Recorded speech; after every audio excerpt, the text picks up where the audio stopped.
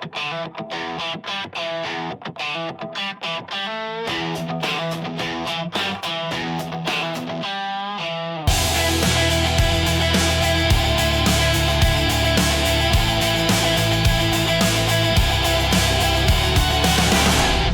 right, welcome to the All Access Entertainment Podcast. I'm your host, Joseph Bruen. This week, very special guest, Mr. Jeff Katz, the host of the Jeff Katz Show. Thank you so much for taking the time today. Oh my gosh, Joe! It's a thrill to be here. I'm so happy that you've got this up and running, and flattered that I made the first cut. It's great to have you here, and like I said, you're on the list. You're on that first list, so this will be a lot of fun, kind of deep diving into your experiences, throughout your career. Sure. So rewinding a little bit, growing up as a kid, what were some of your hobbies? And first and foremost, and then when did you first discover pro wrestling? Well, I grew up in Oxford Circle, a blue-collar neighborhood in Northeast Philadelphia. And in terms of hobbies, there was a lot of street hockey. I was growing up during the time of the back-to-back Stanley Cups for the Flyers, which gives away my age. But it was great fun, and we all wanted to be Dave Schultz, by the way. That was it. We just all wanted to drop our gloves and have at it. But there were one or two guys, I think, that thought Bobby Clark was the way to go because he was always scoring goals. And Bernie Perron, who just passed away, of course, was the most amazing goaltender. And we used to, in Philadelphia, they used to say, only the Lord saves more than Bernie Perron. So the outside stuff was hockey related, street hockey related. We would cut pimple balls in half and try and hit them with broomsticks because nobody had any money. Everybody was poor in the neighborhood and kind of entertained ourselves. But we were everybody, Joe, everybody was a wrestling fan. And I grew up in a household where my grandfather and my father, Saturdays, it was pro wrestling. And when I was old enough to hold the rabbit ears for the black and white television, then I was down in the basement because we were not allowed to watch wrestling upstairs. God forbid somebody should peek through the window and see pro wrestling on the screen, according to my mom. So my dad and I were down in the basement, and we were watching Channel 29 and Channel 48 in black and white, and we would not miss a second of it. That's awesome. And, when was your first time actually attending in person? Still as a fan, I guess. Yeah. It would have been early 70s. My dad had said to me, we ought to go to the arena. And the arena was in West Philadelphia. I think it was 48th and Market. Not necessarily considered to be the greatest place, but like pro wrestling, you got to go where they're wrestling. And so my dad had promised we were going to go, and it was it turned out to be a snowy night. And he said, "Oh, you know what? We're not going to be able to make it." And I ran into the kitchen and I collapsed behind the refrigerator and crying like a small child. Oh my God, I can't, promise. My dad was like, "All right, come on, let's go." And we went, and it was an absolutely amazing experience. A couple of years back, Mike Mooneyham had asked me to recount that first live wrestling card. And so I did a little thing with him. And I went back online to see if I remembered certain things. I just knew I was there. And it was just so exciting. And of course, it was in a day and age where we all knew that this was real. You knew that Pedro and Ivan Koloff, because it was right during the aftermath. I grew up with Pedro as my champion, and I know that people love Bruno, and I get it, right? Living legend, and I do too. But for my earliest part of pro wrestling, Joe, it was Pedro. And so to see Pedro in that ring was it was just nothing short of electrifying. And it was a packed house, and it was I a couple of years back I bought an old poster about the Philadelphia arena and wrestling. and it announces down on one of the lines, it says air cooled. Doesn't say air conditioned. It was air cooled, which meant in theory there was a fan somewhere going around and around. Uh, but it was also in the days when people smoked, and it just had that total pro wrestling feel. This smoky place, and guys were angry, and there were scores that were going to be settled, and it was great. I just ate it up. That's awesome. And they say that, once you're a police officer, you're always a police officer. And you spent a few years in Philly. Why don't you Yeah. take us through that journey? Well, it's an interesting one. I always had admiration for law enforcement. My dad was a military police officer in the Army. And I always, again, I had sort of an appreciation for it, but it wasn't necessarily something that I was going to do as a career. And I was sure I was going to be what I now refer to as a practitioner of the dark arts, an attorney. I was going to go to law school and do all this stuff, and then my dad actually had a heart attack, and he survived, but he was out of commission for a period of time, and there was me, there was my brother, there was my mom, and I said, well, somebody's got to step up to the plate, basically, and I did. And I was fortunate enough to get hired and did a few years as a police officer. Still to this day, Joe, it might sound crazy. I'm still friends with the guys I worked with. I have volunteered now for 30 plus years. It's been a long time since I wore a uniform, but I have volunteered as a peer counselor, and I speak at police academies around the region, talking about issues that are important. I'm very active in that police wellness space, and it was an amazing thing. It showed me things that changed my view of life. It showed me things that I'm very happy I experienced, and I experienced some things that I wish I could go back and say, no, thanks. Here you go. I don't need to see that, or I don't want to see that. There's some difficult situations, and I think that's what brings so many in law enforcement together. We talk about it being a brotherhood in this day and age. There are plenty of women that are doing the job. So I guess a brotherhood and a sisterhood would be more appropriate in 2025. But the challenges are the same because nobody calls the local constabulary when they're having a good day. You get promoted at work, the kids all got A's, nobody has cavities. Yeah, let's bake cookies and invite the local sector guy over and celebrate. That's just not the way it works. So even all this time later, I'm still connected and involved. And broadcasting has been such a big part of your life, if not the biggest, and you're still, doing it on a large scale to this day. So when it comes to broadcasting, Dick Taylor gave you a 2 hour slot when you were looking Yeah. to kind of, turn it into something. You really wanted to give it a go, and you were kind of, salivating for that spot. Like, are they going to give it to me? So why don't you tell us a little bit about who he was and what he did in the business and your experience first getting involved? Oh my gosh. First of all, thank you for actually doing some solid research. If you know that name, because I've talked about it, but there's not a lot of people that know it. Dick Taylor was the general manager at a set of radio stations, WFPG AM and WFPG FM. And this was in Atlantic City, New Jersey.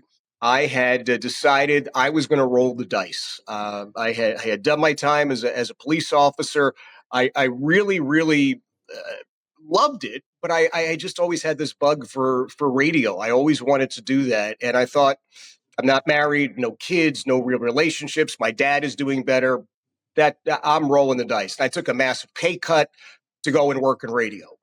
And my first time in radio was on that FM station. It was overnights, and overnights in that day and age was 10 at night till 6 in the morning. It was 6 days a week. And Sunday was actually only about a half day off because you had to do other stuff. Okay. And what was weird, I thought I had won the lottery. I loved it. And Dick Taylor was the general manager, and he was the guy who said, "So, you have no experience in radio. You don't know anything about this.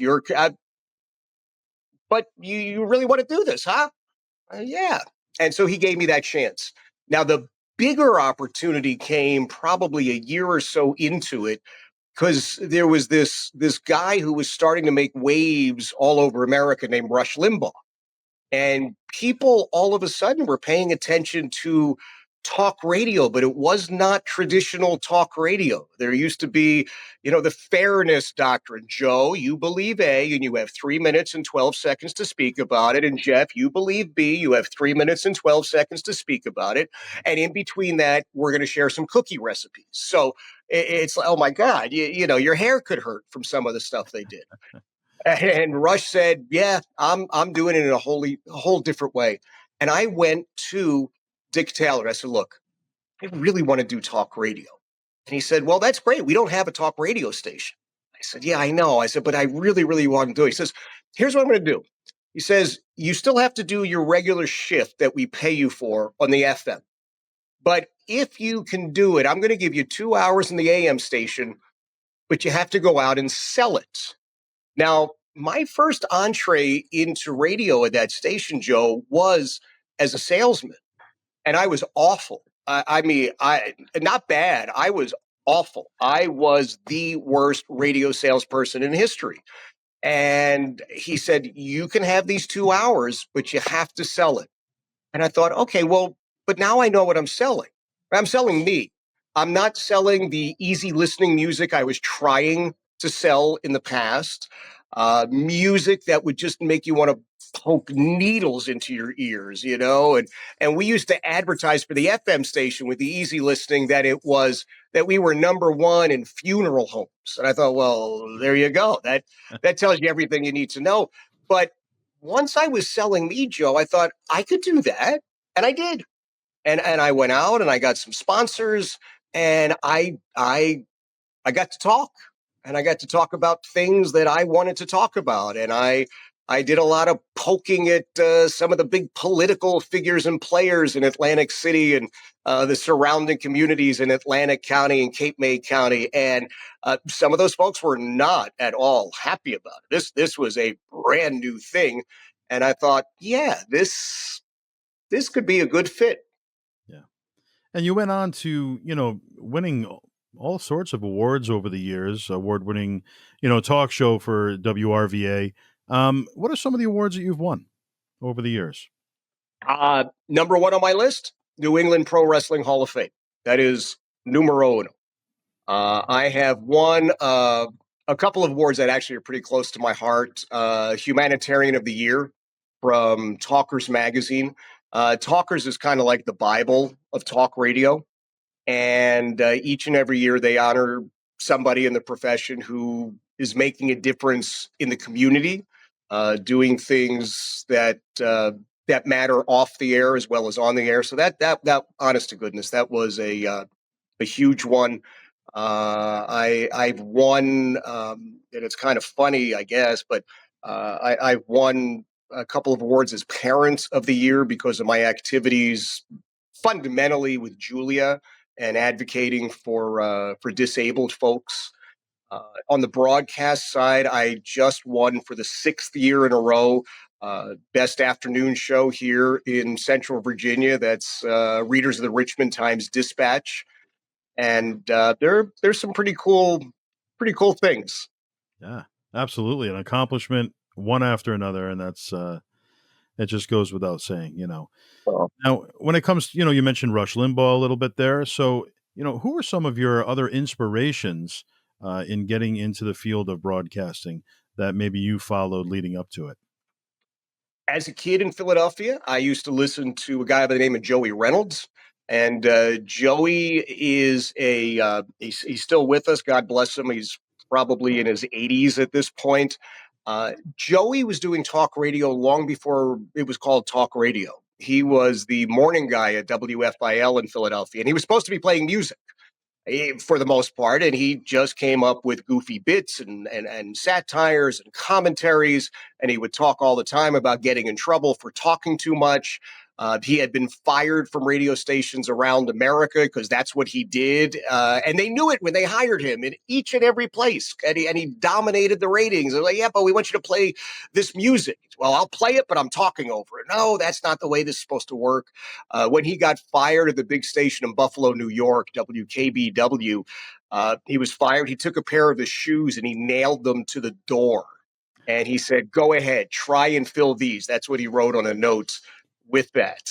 And what really, really inspired me with Joey was the great stuff on the air, but he once made an appearance at an appliance store in Upper Darby, Pennsylvania.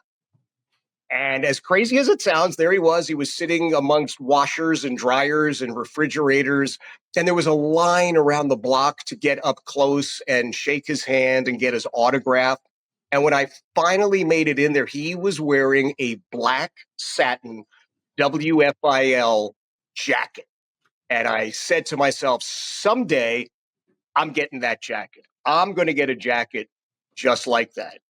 And so he was inspirational. And years later, Joe, I had the chance to meet him at a talk radio convention. Oh, wow. And we were on a panel together, and people were asking, how did you guys get into talk radio? Everybody went down the line, and I said, well, there's a guy on this panel who's responsible for it. Joey, it's all because of you. And first he started crying. And then he got up and he hugged me and he said, oh, gosh, I am so sorry, Jeff. I didn't mean to do that to you. And I said, well, it's okay. This turned out okay. So he was there. Dr. Don Rose was another guy who was in the music sector. But again, he was really doing talk radio. And in Philadelphia, we had a couple of guys, Frank Ford and Irv Homer, who were the absolute original OG talk radio guys on WWDB. So that's where I first started listening to it, and again, just fell in love with the medium. And you've mentioned a couple, but who are some of the different affiliates and stations that you've worked with over the years, and some of the cities that you traveled to for work? Oh my gosh! Well, like Joey often said, we were doing national radios, but we were doing them one city at a time. Uh, I was on WPHT in Philadelphia, WFTL in Miami, WCKY in Cincinnati, WRKO in Boston, Rush Radio, which became Talk 1200 in Boston, Boston Herald Radio. I was the first voice ever heard when the Boston Herald launched their station, KXNT in Las Vegas, Nevada. And over the years, I have done some amazing fill-in work here and there. WABC in New York, KFI in Los Angeles, WIOD in Miami, WFLA, Tampa. Yeah, there's been a few. There's been a few, to say the least. Yeah. Now, you've been on both ends of the interviews. You know, you've asked the questions, you've answered the questions. One of the, I guess, infamous interviews that you were a part of, in your own words, was Jay Leno. Why don't you kind of tell us about how that interview went, and maybe it didn't go as planned? Oh, good Lord, did it not go as planned, Joe? I love Jay Leno. I love his stand-up. I loved him hosting The Tonight Show. So when I had the chance to interview him, I thought, oh, this is going to be great, right? He's going to be Jay Leno. And he was anybody but Jay Leno. It was like he was in court. Yes, no, not to the best of my recollection. Like, man, where are the bits? Make me laugh. Come on, what are you doing here? It was awful. It was painful. And he was coming to town. I think it was Las Vegas. He was coming to town to do a live performance. And I thought to myself, my God, if nobody's seen you before or they're not familiar with you, if they just heard this interview, they're making other plans right now. They're going to go get their teeth examined at the dentist, because that really does sound like more fun than hanging out with you for an hour. Yeah, it was terrible. Having said that, I must confess, he invited us to go to the show, Heidi and I, and we went backstage, and he was an absolute delight, and he was wonderful on stage. And he kind of shared, it was early in the morning. I'm not really an early morning guy. I didn't know you. So he was very apologetic, but yeah, it was just one of the worst interviews of all time. Terrible. Well, they can't all be at the top of the list, No, they can't. So, who are some of your favorite interviews that you've conducted on any platform over the years? Well, Sarah, the Sarah Ferguson, the Duchess of York, she was hysterical. Was again not sure, right? I'm not a big fan of the Royals like some people are. I'm thinking, okay, well, good for you. That seems like a pretty good gig to be a member of the royal family. Excellent.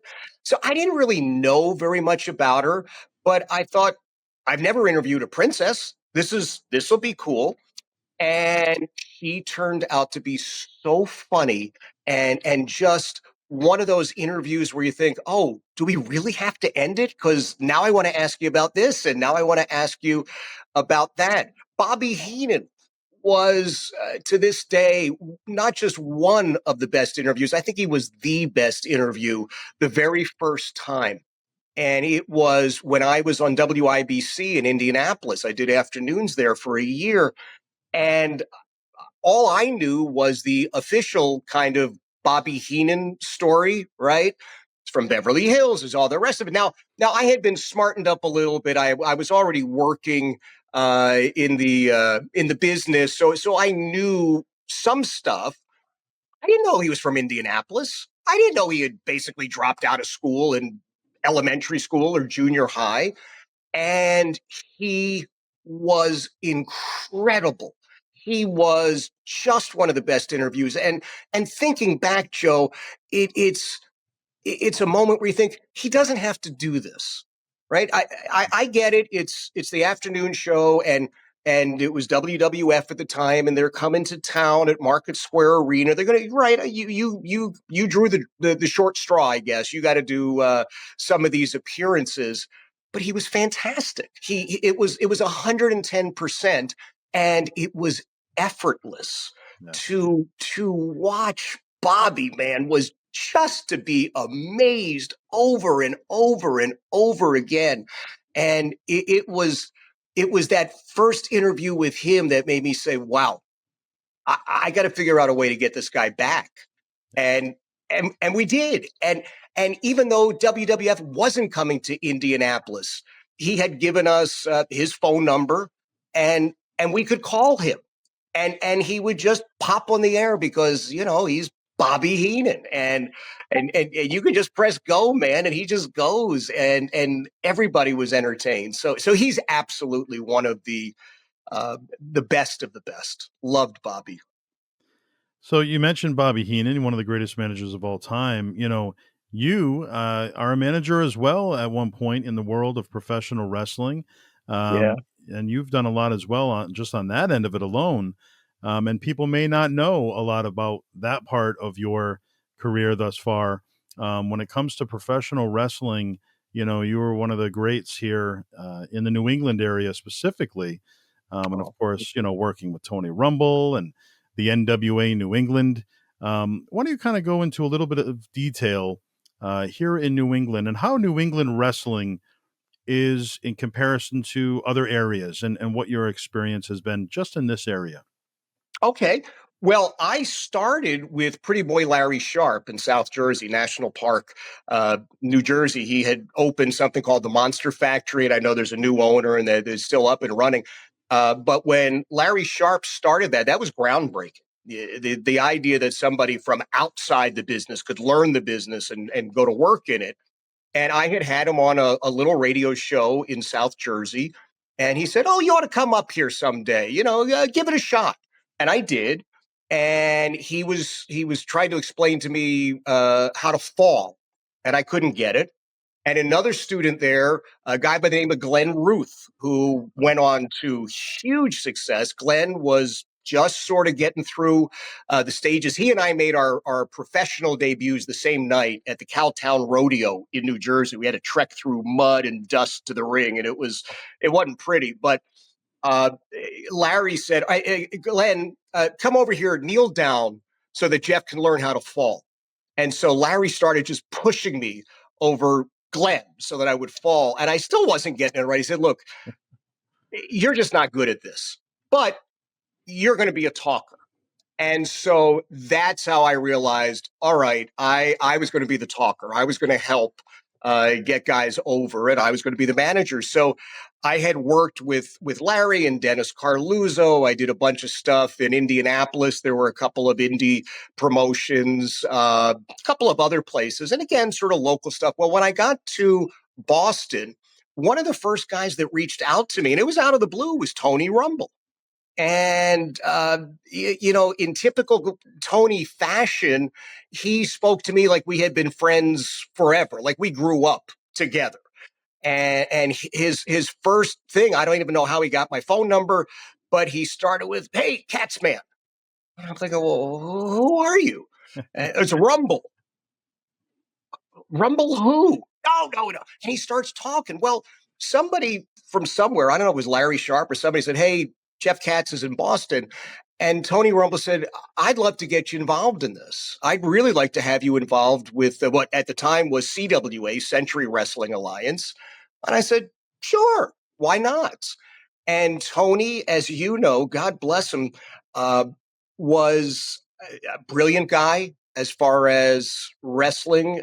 Brilliant guy in a lot of other areas as well. People don't, I don't think really fully appreciated just how smart a man Tony was. But Tony brought me in and he said, "Okay, just so you know, I'm the heel." I said, "Okay." I said, "But he's no, I'm the heel." And it was it was almost like that first night going to the arena with my dad. I felt like a little kid. I don't want to be the face. I don't want to be the face. This is it's not as much fun. He said, "I know, but we need you." And so that's what I did. And in many ways, I think I became Tony's foil on the television show. And it was sometimes so difficult to sit on the set and cut things with Tony because you just wanted to laugh. It was just like, oh my gosh, stop it! I'm fighting not to laugh. I've got to be in character. This is my gimmick is I'm the face, and so I got involved with that, and it was fantastic. And when I said to Tony, and this was in a day and age when of course, the internet was not what it is now. He said, I know, you want to be a heel. You still want to work heel. All right, when we do some house shows, you can go out there and you can work heel. So that was kind of the trade-off and the payoff. I was usually the face on television, horrified at these ideas that Tony and the Brotherhood had, and walking up on them, breaking into my car, or Tony examining my watch, while we're cutting something, going, "Hey, Trey, come over here. Knuckles, look at this. What do you think that watch is made of? Can we, you watch and we'll get it off his wrist," sort of stuff. And then some of the house shows, I got to be the heel again. And, you've been around this a long time as well. It's fun to be the heel. It's fun to get that heat. It's a challenge sometimes where you think, I don't want to rely on cheap heat. I want to earn this. I want you to hate me, but for a good reason. Right. And yeah, just great fun. So New England was such an amazing territory, and such great people came out of that area. I talk about Tony, and 110% of my success in New England was because of Tony Rumble. But I got to work with people again like Brendan Higgins, Knuckles Nelson. I got to work with Trey, Eric Sprasia, Dukes Dalton, Ron Zombie, and the list goes on and on. And the guys that came in the New York posse, right, where we had these great Boston versus New York dust-ups. It was an amazing time. Robbie Ellis, for goodness sakes. Right, Okay. you go back to Robbie Ellis, and Robbie and I, generally speaking, we were the only Jewish guys in the locker room, so we had a lot of jokes going back and forth. And I always loved when Tony brought in some of those huge names that, again, he could just call. There was no challenge. Hey, Captain Lou, we need you. Okie doke. And there was Captain Lou, Kevin Sullivan, right? To have Kevin Sullivan in the locker room, man, a brilliant wrestling psychologist. And again, I was always happy when Kevin came in because finally I wasn't the shortest guy in the locker room. Right. So that was always a nice bonus. But these were the best of the best. And Tony as a booker was again just brilliant. Just brilliant, just putting stuff together that could have flown in Stamford, or in Atlanta, or in Charlotte, or Tampa every day of the week, and literally twice on Sunday. Sometimes there'd be those two shows on Sunday. So NWA Pro Wrestling, man, there's just nothing like it. Yeah. You mentioned Robbie Ellis. I mean, he's also a fellow New England Pro Wrestling Hall of Famer. Yeah, Unfortunately, passed away not too long ago, and that was certainly a shock here in the New England area. He's such a kind-hearted man, and yeah, very giving. And when it comes to Robbie, the Sports Illustrated superstar, the Hollywood legend, as he yep. would as he would put it, and he'd always have me as an announcer announce, and damn, he looks good. Yeah.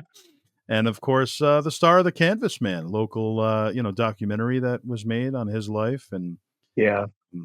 he was an interesting man. He had the Baradoff Art Gallery, and Yes. was involved with that with his wife Annette.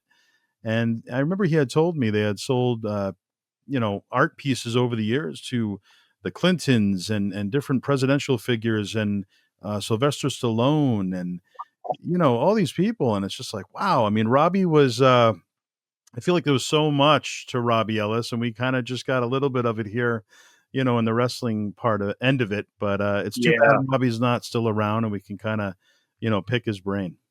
Yeah. Yeah. He had so much going on. And as you say, Joe, it was he had a passion for pro wrestling, and nobody ever would have put together the fine art dealer who can tell you about Monet and Van Gogh and all of these other people, and can also tell you about Money in the Bank and Jimmy Valiant. Right? I mean, he went back and forth between those worlds effortlessly, absolutely effortlessly.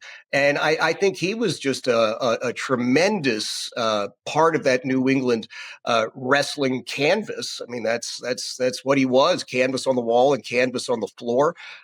Killer Kowalski, my gosh, the first time that I walked into the school in Malden, and it was another one where.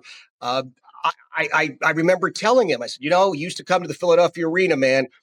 Terrified, absolutely terrified of you. You scared me like nobody's business. And he just smiled, and a big hug from Uncle Walter. And you look at the tremendous talent that came through there now, really the third generation, if you will, where Killer Walter Kowalski, I mean, everybody had different things. I think those of us who got closer to him, and Lord knows I wasn't exactly the closest, but I was blessed to have moments where you would eat with him and you go, vegetarian, really? Yeah. What's the matter with you? Roast beef, look, it's not good for you, not good for you. But to have those experiences and watch him train people who went on to great things, and now watch them train people, I think it's a thing of beauty, and it's such a living tribute to him that he inspired so many, and now they're inspiring other people in the business. And that was actually my next question in regards to Walter Killer Kowalski. I was lucky enough to be his ring announcer for a little while there for kind of in his later years for Killer Kowalski All-Star Wrestling in the New England area. Sure. So this was after the IWF, and Yep. I just really enjoyed it. They were more spot shows, here and there, and he and his, I believe his wife or his lady friend at that time, Rose, Yeah. they would be at all the shows, and he was very kind, very giving with advice and stuff like that. But then on the other end of it, if you were working behind the scenes with Walter, some things you wouldn't expect. There would be bathroom humor. There'd be, sometimes he'd make noises and just different Yeah, jokes. And you wouldn't expect this from Killer Kowalski, right. but he was a gentle giant. And, what are some of your personal memories with Walter over the years? I think having the opportunity, the best one, we were doing something in Somerville, Mass, and we were presenting him with a Killer Kowalski appreciation plaque, and he was in the ring, and everybody was in the ring because it was Walter, but the crowd was like, "Holy crap, that's Killer Kowalski, man! Look at him! Look at the size of this guy, right?" Because he was legit, I don't know, 8 feet tall or something. He was a huge dude, and so to be in the ring, I generally speaking was not nervous in the ring, right? I knew what we were trying to do. We all know, right? Behind this, you're like, hey, listen, last thing we want to happen is somebody actually gets hurt. Let's do what we're doing, put on a great show, give it 100%, whether you got 5 people in the crowd or 5,000. But let's be smart. Let's be professional. When Walter was in the ring, Joe, I got to tell you something. I I just started shaking like I was a little kid again. Like, oh my God, I'm 3 feet away from Killer Kowalski, and at this point in his life, of course, he is seen, I think, as a nice guy, but I still remember him coming to the Philadelphia arena and terrorizing people like Chief Jay and Bruno and Pedro. And there's still a part of me that holds a grudge, 50 years later or whatever it was. And I'm holding this plaque, and I know the way this is going to go because we've all seen this bit 1,000 times. But it's like, oh man, I just want to make sure I've got the gimmick plaque, not there because he got a legitimate citation from the state. And when Tony Rumble was going to hit the ring and take it and break it, we all wanted to make sure it wasn't the real one. That was going to be terrible. So I'm looking at that and going, okay, we wrote the same things out. So I'm just reading them, and I know Tony's coming any moment now. But honestly, I was legitimately nervous. I did not want to screw that up because I just thought so much of him.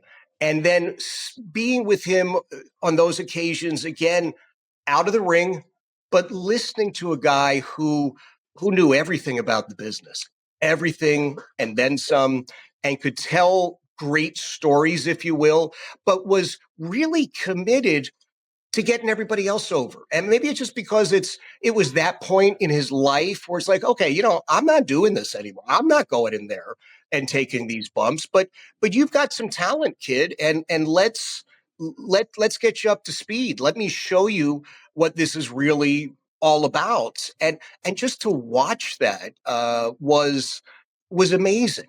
And again, it was, I would say, inspirational that somebody who had done really well during his time in the business, he didn't have to do that. Yeah. And he did it. He did it every day of the week. He was there, and I kind of wound up loving the guy, and I do to this day think of him as Uncle Walter.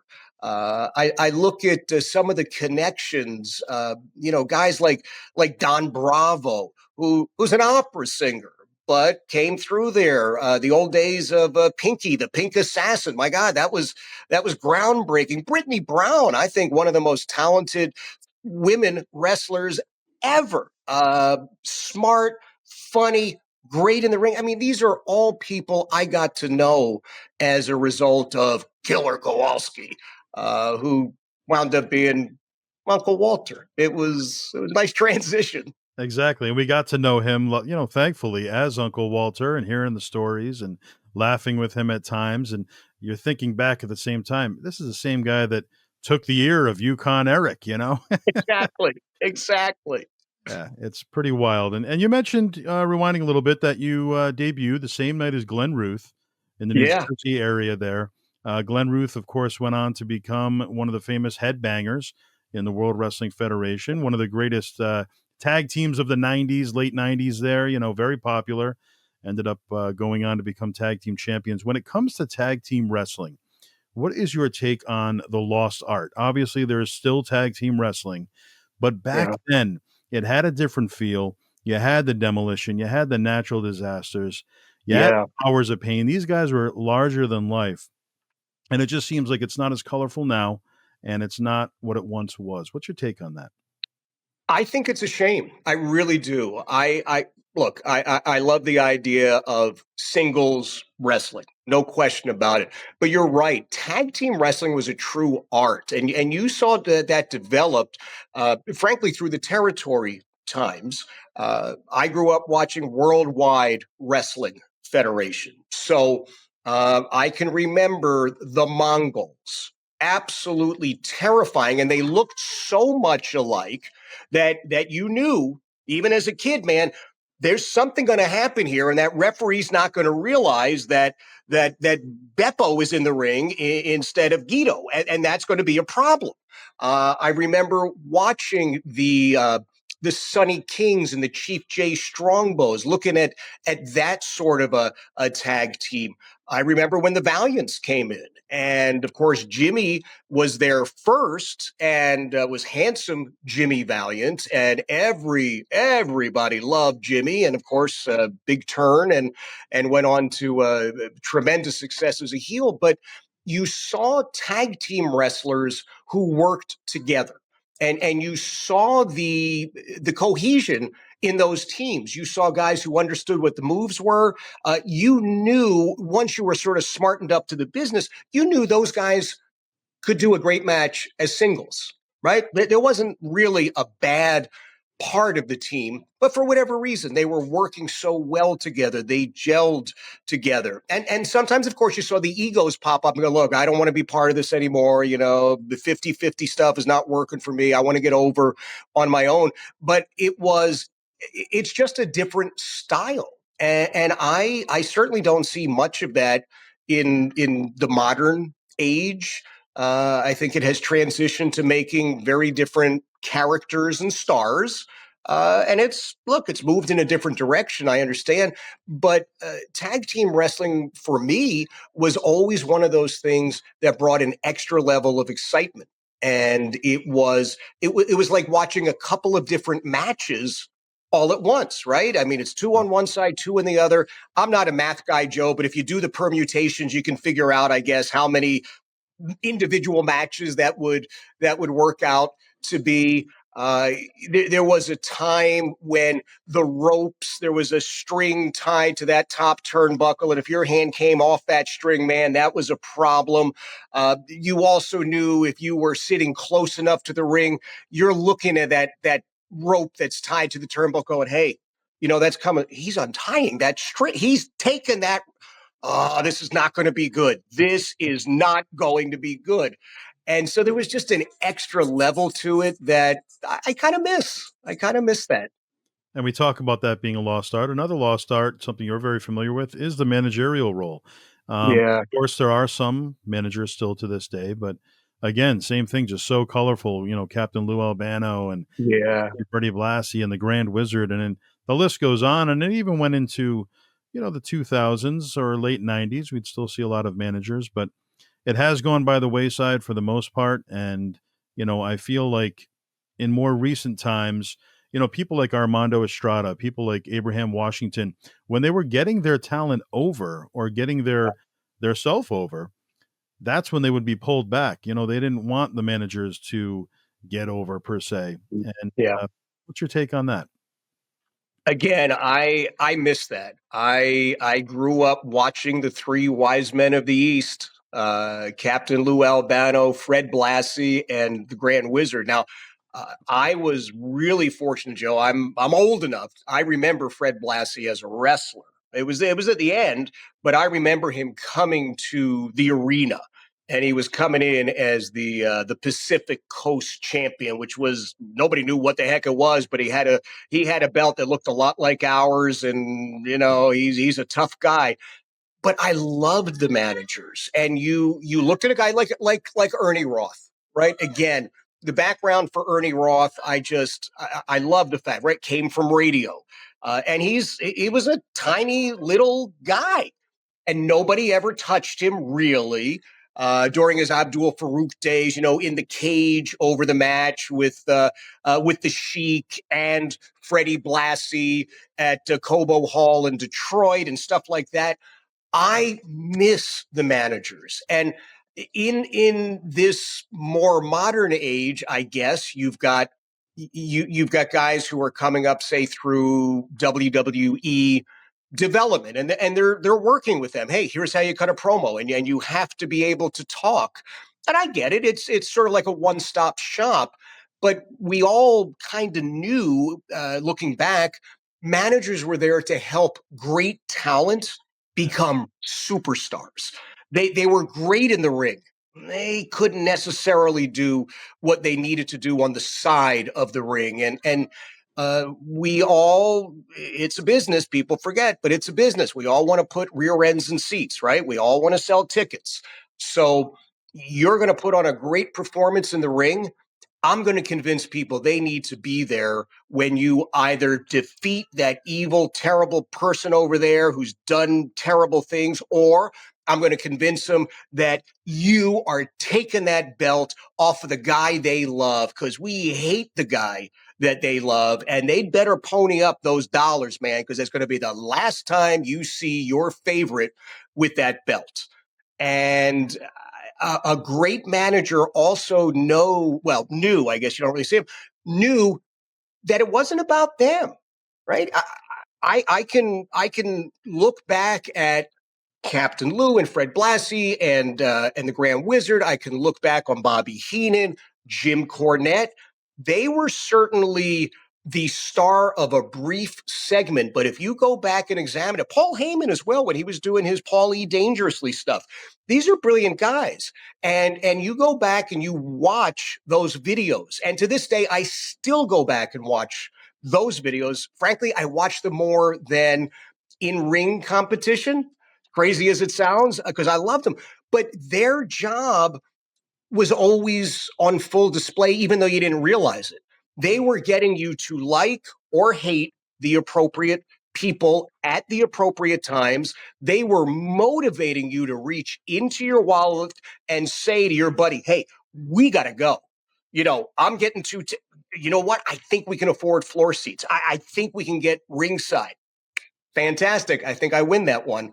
And I miss that. I really, really do miss that.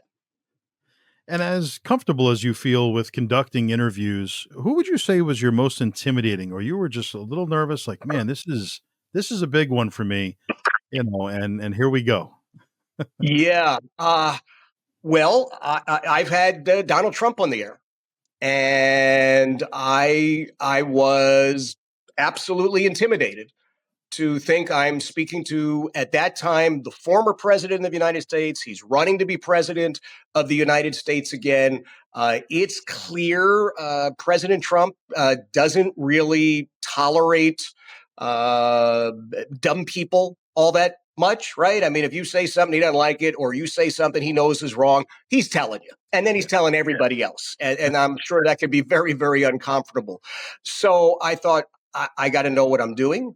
I really, really have to be on my game. And even though I have been doing it for, I guess I've been in talk radio now, it's 34 years. It's a long time. That was the one that really, really made me think, okay, do some homework here, dude. This is not one to wing it. And what I found after the first couple of seconds was he was friendly and funny. He was nice, which I think probably comes to as a shock to plenty of people who have painted a picture of him. And then when I got to spend time with him off the air, just at an event one-on-one, I thought, dang, I really like this guy. I know he doesn't drink, but he's the sort of guy you would have a beer with, or a Diet Coke, I guess, is what you would actually have with him. So I was terrified of that one, and at the end, I thought, man, can't wait to get you back. And if you gained a few new fans from this interview, somebody that maybe wasn't familiar with you, and now they're like, wow, this guy's pretty interesting. Tell us all about the Jeff Katz Show. What can fans expect that are tuning in, number one, and where can fans follow you? Well, I appreciate that, Joe. There are a couple of places for the Jeff Katz Show. There's a website, thejeffkatzshow.com, thejeffkatzshow.com. It is live 3 to 6 in the afternoon, Monday through Friday, East Coast time. You can find it online at wrva.com, and then it's also on the Odyssey app. And then everything is uploaded after the show if you go to wrva.com. And so it's a mix. It is a mix of issues. We certainly talk about the issues of the day here in Virginia. We've got a big election coming up, so that's been a major issue for the last couple of months, really, that the election has been underway. But we talk about fun stuff as well. We talk about lifestyle stuff. There's a lot of pro wrestling stuff that pops up when you can have shows that have Donald Trump on one day and a week later you got Jimmy Valiant or Ric Flair is calling in and wooing for everybody. So it's a great mix, in my opinion. And it is not, I will let everybody know, it is not all death and destruction and political stuff. My big concern last week, Joe, was Quake versus Quisp. This was the biggest battle when my brother and I were growing up. Saturday morning cartoons. I was a Quisp fan. He was a Quake fan. My parents had figured out, look, knuckleheads, it's the same cereal. Just eat the doggone cereal. And we were convinced.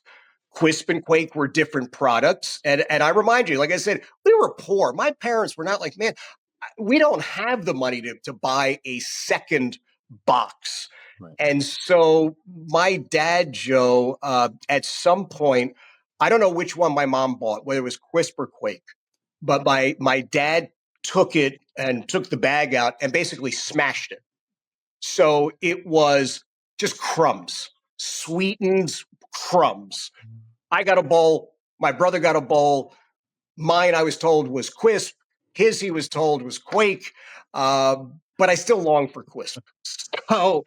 So we do stuff like that. And the other thing that I do a lot of, Joe, I mentioned that humanitarian award from Talkers magazine a number of years ago. I do a lot as an advocate for disabled folks. I was appointed by Governor Youngkin to our Virginia Board for People with Disabilities. I speak all over the country, telling Julia's story. She was able to get out of this room we thought was safe and make her way through a house, not touch anything hot or sharp, but she went to the pantry and took every cookie out of it and sat in the middle of the kitchen floor eating them. Our dogs thought it was the best day ever. This should be like a daily event. But I tell that story. I'll show you. I wear every day this. You may or may not be able to see it, but it's a chocolate chip cookie. And I tell Julia's story. It's called Julia's Quest for Cookies. And I go into a lot of that at jeffkatz.us. I've got a couple of books there people can buy if they want them, jeffkatz.us. If there's a group that has disability awareness and they're looking for a speaker, like I said, I travel for that. And I travel to speak to a number of police academies as well. So thejeffkatzshow.com for everything from the show, jeffkatz.us is sort of the other stuff. And they don't really necessarily mix. They're two separate sites that folks can go to. And that's probably the best way. Fantastic. Awesome. And, it seems like just yesterday, but rewinding several years ago now, you mentioned New England Pro Wrestling Hall of Fame. You were an inductee. That was at the Crown Plaza, Warwick, Rhode Island. Why don't you go back to that night and kind of walk us through that experience and what that was like and kind of seeing all the boys again? Oh my gosh, Joe. I was just thrilled. I cannot tell you what an absolute honor it was to be inducted. It was so meaningful to me. I had gotten the opportunity to induct one of my best friends, Brendan Higgins. Most people knew him as Knuckles Nelson, but I had the opportunity to induct him, and it was so marvelous to be interacting with so many of the boys and seeing people I hadn't seen in so long. And I think there were a lot of us that went to some guys going, "Man, I'm sorry I ever said such and such because that was stupid or that was," and other guys going, "Did I ever say?" I was like, "I don't know, man. It was 1,000 years ago. It's just great to see you." There were hugs all over the place. There was plenty of reliving of some of the good old days. A lot of us talking about some road trips where what happens on the road you don't normally talk about, but now you're with your co-conspirator, so you can kind of talk about some of the stuff that happened on the road, and then getting inducted. My gosh, Joe, I look at those who are in the New England Pro Wrestling Hall of Fame, and those are people who are great workers. They're great talkers. They're world-class performers, and I have such admiration uh, for those who are in that, and to get that call and say, "Hey, we want to put you right there with them." It was humbling.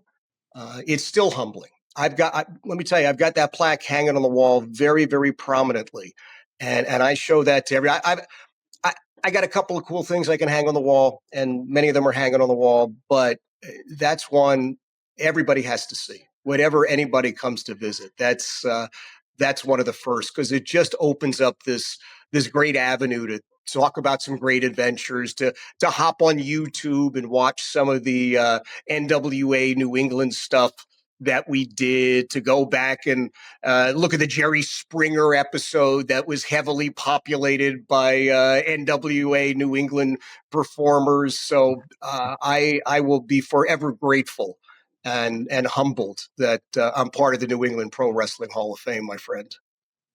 Oh, it's well deserved, of course, and you deserve to be there. That is for sure. Thank you.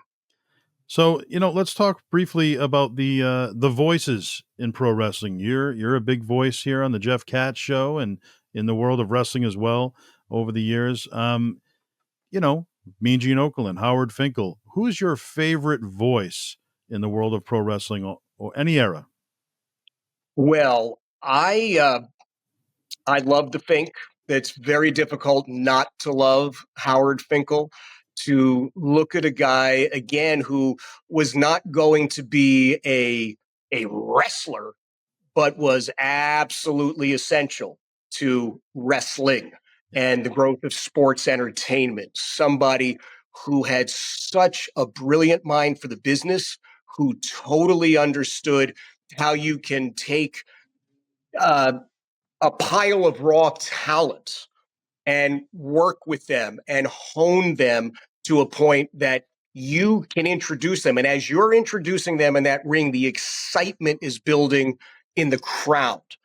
Howard Finkel had the ability to do that, I think, like nobody else. I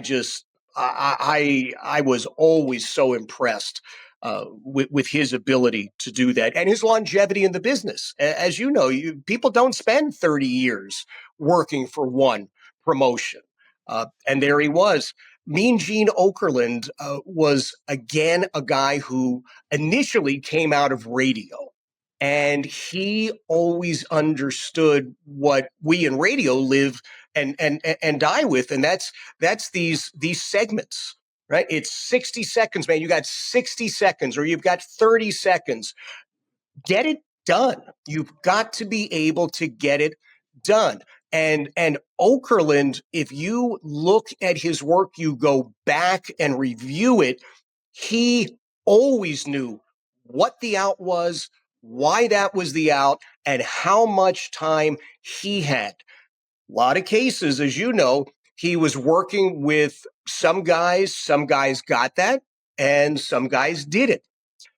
If it didn't work, well, who was going to get yelled at?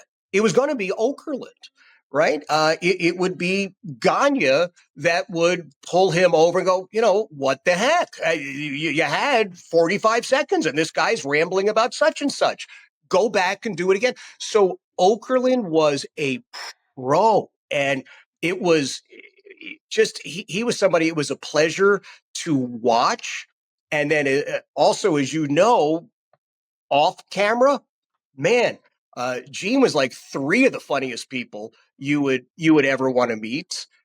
Gordon Soley, I got to work with Gordon Soley at the NWA 50th anniversary event in New Jersey, and again, I was in awe. I just could not believe that me, of all people, I'm sitting with Gordon Soley, and I had watched Gordon Soley call these things, listen to him. He was the dean. And I got the chance to do a match. In fact, it was a show with Gordon Soley.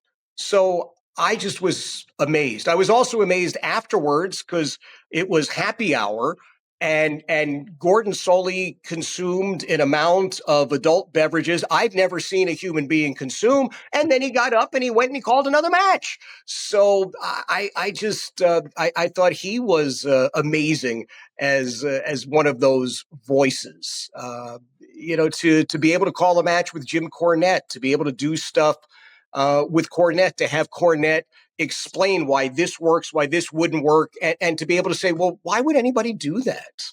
That doesn't make it. It doesn't keep in line with this. We were doing a house show, and I remember, and I honestly do not remember who it was that we were working with, but he was on one side, I was on the other, and somebody who was working with him said, "Oh, you need to hit me with the racket." And this was on the way back to the locker room, and I remember Corny just stopped. Why would I do that? That doesn't make any sense. I'm managing you. You're part of my team. It makes no sense for me to hit you with the racket. And then he turns and goes, but it makes perfect sense to hit Katz. Bam! And I thought, well, no, thanks, whoever you were. Really appreciate that, man. That's going to leave a mark. Right.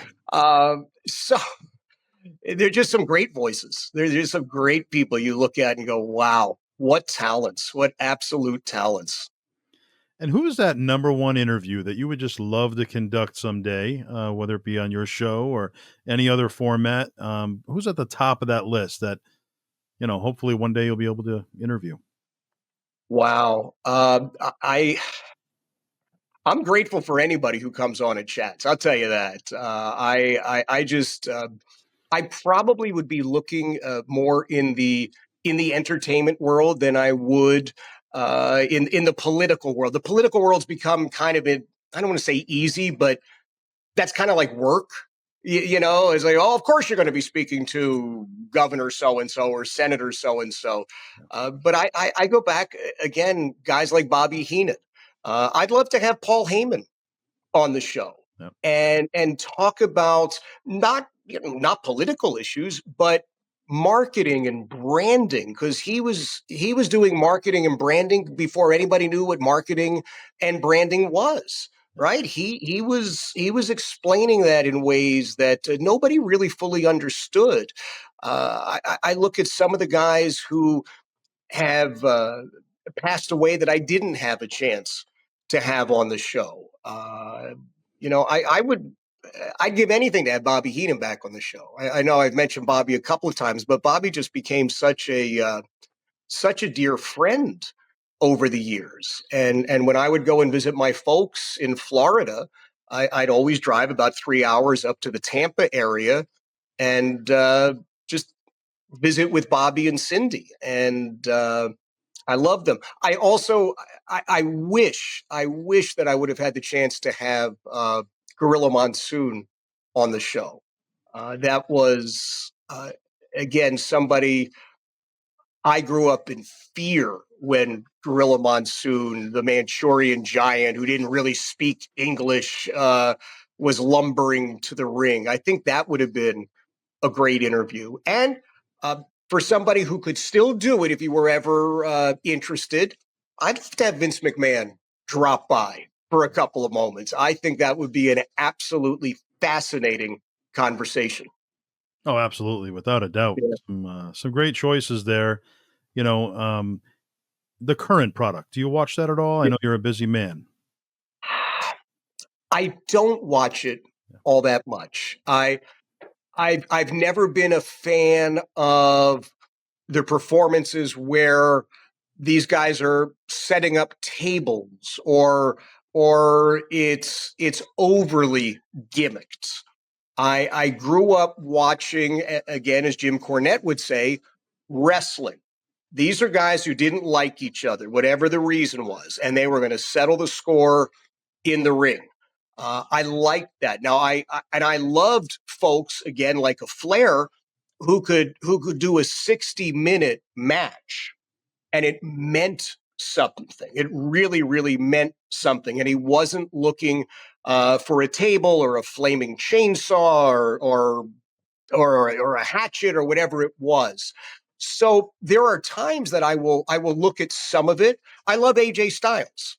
AJ Styles was here before he won the title. He won it at the Richmond Coliseum, and he had come into the radio station, and we were chatting, and it was so funny, Joe, because what we were talking about were kids, right? He's got a bunch of kids. I got a bunch of kids. How difficult is it? What are you doing with Little League? How are you going to this event? And blah, blah, blah. And it was just a great chat. I'd love to chat with him once he sort of hangs it up.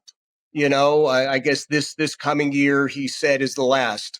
Uh, John Cena. I'd love to get John Cena on to talk about his transition because he was a kid from Newburyport. He'd be at shows sitting in the crowd, and his dad was involved, the town clerk, and all this other. There's just so much cool stuff there. So I would love to have him on and talk about how he bridged that. So I still like watching those guys, I guess. But if you were to ask me what the current storylines are, I couldn't do that. AEW, I've seen some great, great work over there. I think some of that stuff is just stellar.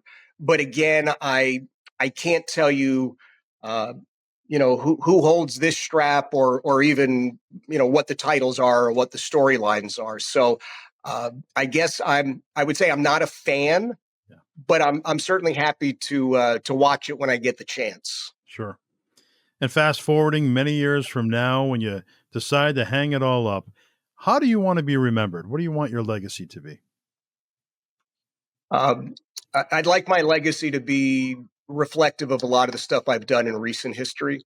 I've had a lot of fun. I really have. I've had some of the most fun ever working in radio, working on television, working in pro wrestling. Uh, and I hope people continue to enjoy that.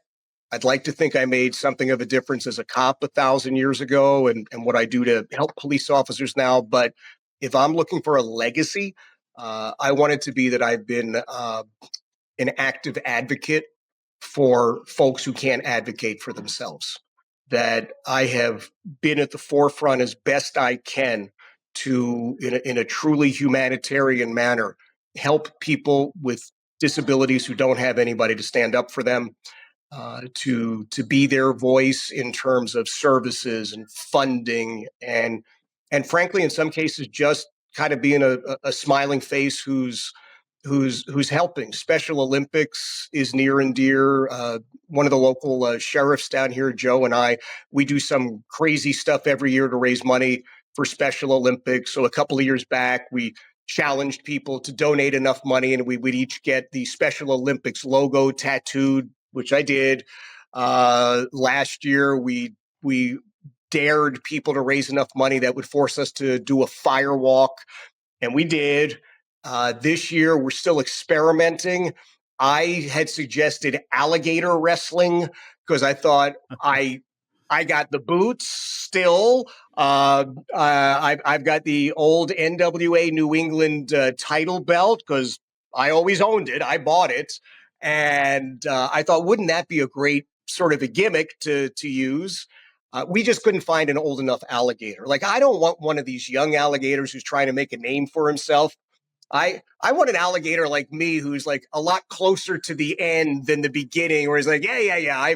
I've done some cool. I don't need to bite your leg off to make a name. I've already done that, but we've had no luck getting the alligators, so that's not going to be the legacy. But hopefully, like I said, when Talkers Magazine presented that humanitarian award, I thought, well, there you go. That's to have Jeff Katz and humanitarian in the same sentence. I if you would have spoken to me 30 years ago, I'd say that's never going to happen. So that would I hope and I pray that will be my legacy. Well said. Well, Jeff, it's been great chatting with you today. It's been a pleasure to have you here, and I really appreciate you taking the time today. No, it's always my pleasure, Joe. Again, thank you so much for the invite. Thank you for everything that you do and have done for years. It's stellar work, my friend. You are highly regarded. I don't know if you understand just how appreciated you are, but thank you so much. It's been my pleasure. Well, thank you, sir. For the great Jeff Katz, I'm Joseph Bruen, and this has been the All Access Entertainment Podcast, and we will see you next time.